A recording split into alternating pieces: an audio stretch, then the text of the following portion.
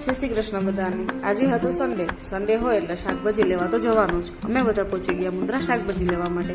ત્યાં જઈને તો શિવે કેરેટ ખાવાનું ચાલુ કર્યું અને બીજા બધા પોતપોતાનું ફેવરેટ શાક ગોતવા લાગ્યા। કાચી મેંગોની સિઝન હતી તો ફરીને તો એની ફેવરેટ કાચી મેંગો લીધી અને ભીંડી લીધી। મુબીસભાઈ અને ધ્રુવભાઈએ બધા માટે ડુંગળી અને બટાકા ગોત્યા। ધીમે ધીમે બધું શાકભાજી લેવાઈ ગયું અને જોયું તો શાકભાજીના થેલા ભરાયા હતા। પછી ત્યાંથી અમે નીકળી ગયા ફ્રૂટ લેવા માટે। ફ્રૂટની લારી પર જઈને બધાએ ફ્રૂટ લીધું।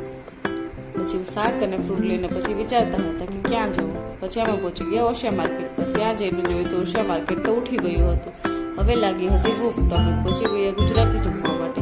ત્યાં જઈને શિવને ઊંઘ આવતી હતી તો તે સોફા પર જઈને સૂઈ ગઈ। પછી અમે બધા બેસી ગયા જમવા માટે। થોડી વાર રાહ જોયા પછી જમવાનું આવ્યું તો બધા જમવા પર તૂટી પડ્યા। સરસ મજાનું ગુજરાતી જમીને પછી અમે પહોંચી ગયા ઘરે। રાતે અમે બધા એક કોમ્પ્લેક્સ ભેગા થયા।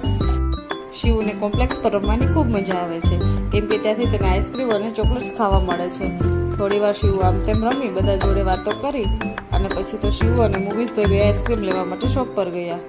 પછી બધાએ આઈસ્ક્રીમ ખાધું અને પછી અમે ઘરે આવી ગયા। વિડીયો ગમે તો લાઈક, શેર અને સબસ્ક્રાઇબ કરવાનું ભૂલતા નહીં।